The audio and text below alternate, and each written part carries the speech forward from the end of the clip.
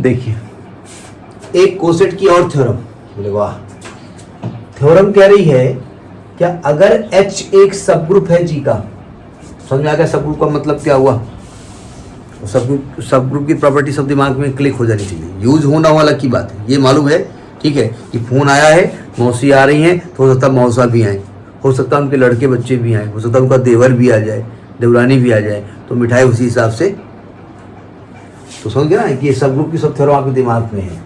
तो कहते हैं एनी टू लेफ्ट कोसेट्स या any two right cosets, left या राइट, अगर जी के हैं तो अगर आपने क्या किया दो लेफ्ट कोसेट उससे निकाले तो या तो डिसजॉइंट होंगे, यानी उसमें कोई एलिमेंट कॉमन नहीं होगा, या तो आइडेंटिकल होंगे, या दोनों इक्वल होंगे, या तो दोनों इक्वल होंगे या तो डिसजॉइंट होंगे, यानी अगर अलग अलग हैं तो डिसजॉइंट होंगे, कोई एलिमेंट कॉमन नहीं होगा, या तो डिटो सेम होंगे, ठीक है।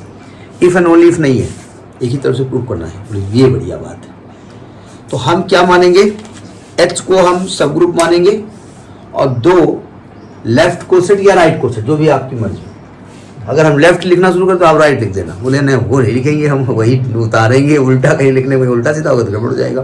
तो हम दो लेफ्ट कोसेट लेंगे और हमको प्रूफ करना पड़ेगा ये डिसजॉइंट है, ठीक है। तो प्रूफ में गिवन क्या है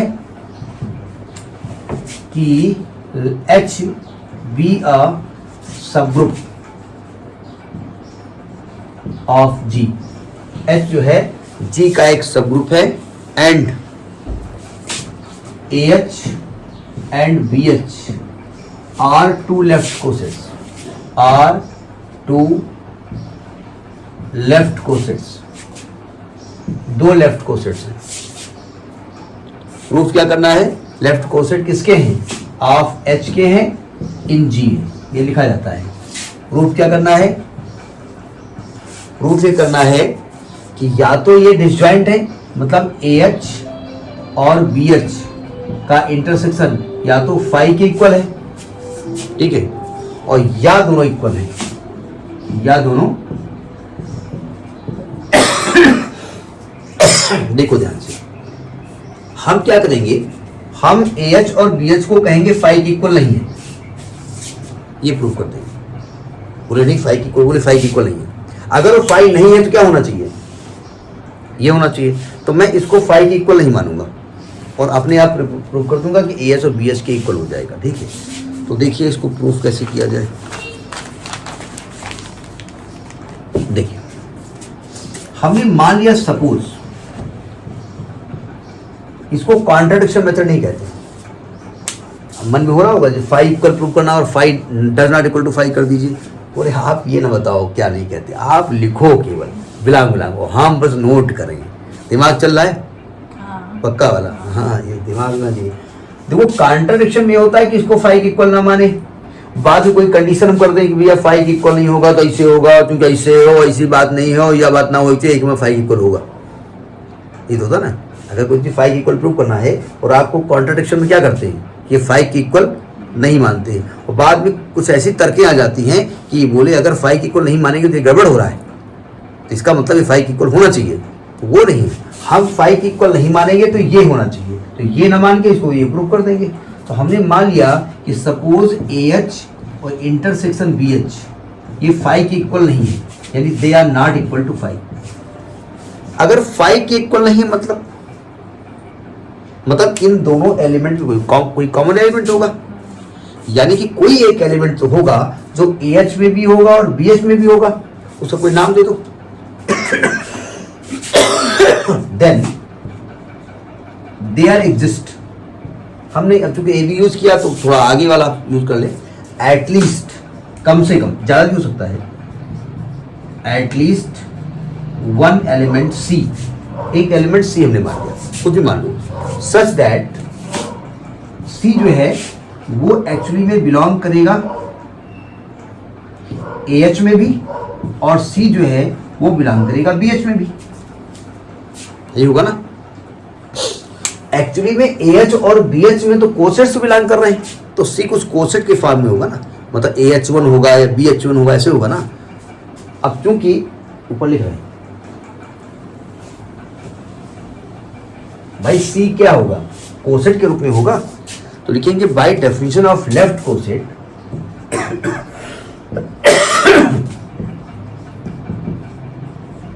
आप कह रहे हो सी जो है वो किस में है, AH में है, तो सी कुछ ऐसा होगा ना AH1 टाइप का, इस टाइप का होगा ना, इसी टाइप का होगा ना। और किसको बिलोंग करेगा, AH को बिलोंग करेगा। और आप कह रहे हो BH को बिलोंग करेगा, इसका तो सी कुछ इस प्रकार से होगा, BH2 टाइप का होगा। और किसको बिलोंग करेगा, BH को करेगा, सी बराबर BH को करेगा। नहीं समझे भाई, कोसेट के रूप में लिखा ना, तो सी है, लेकिन उसको सी को उस फॉर्म में लिखो, ठीक है। अच्छा, क्योंकि आपसे कह रहे हैं कि भाई सी दोनों इक्वल हैं, एज सी दोनों एलिमेंट दोनों उसमें है, सी AH में भी बिलोंग करता है और सी BH में भी बिलोंग करता है, तो सी दोनों के इक्वल हो गए ना, सी तो एक ही है। तो इसका मतलब ये हुआ कि ABH1 BC है और क्या लिख रहा हूं भाई, AH1 भी C है और BH2 भी C है। तो इसका मतलब मैं क्या कह सकता हूं कि AH1 बराबर BH2, दोनों एक्चुअली इक्वल है। दोनों तरफ से H1 इनवर्स से मल्टीप्लाई कर दो, post multiplying both the sides by H1 inverse. और ये कैसे आपने कर दिया, देखो इसमें H1 एलिमेंट कहाँ का है, H1 एलिमेंट कहाँ का है, A का है, H का है, H1 एलिमेंट H का है और H क्या है, सब ग्रुप है, तो इसका मतलब उसमें इनवर्स भी एग्जिस्ट करेगा, यानी कि H1 इनवर्स भी H में होगा। तो H1 इनवर्स होगा तो मल्टीप्लाई किया जा सकता है, ठीक है। तो मैंने इसको मल्टीप्लाई कर दिया पोस्ट मल्टीप्लाइंग, तो ये आएगा H1 inverse is equal to BH2 into H1 inverse, ठीक है। ये हमने मल्टीप्लाई कर दिया,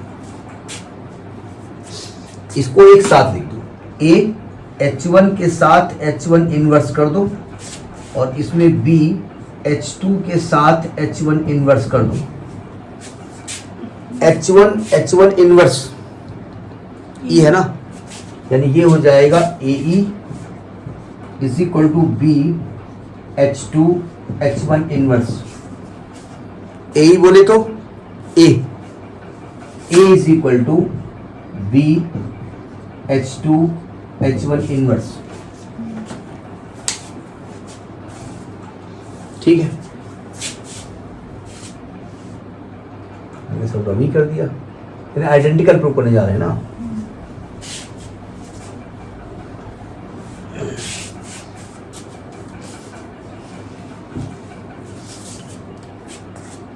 यानी आपने कहा A is equal to BH2 H1 inverse.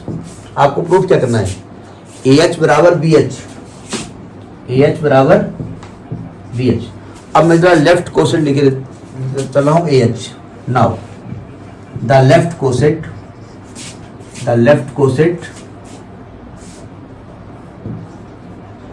AH उधर पेश कर दो, BH2 H1 इनवर्स H।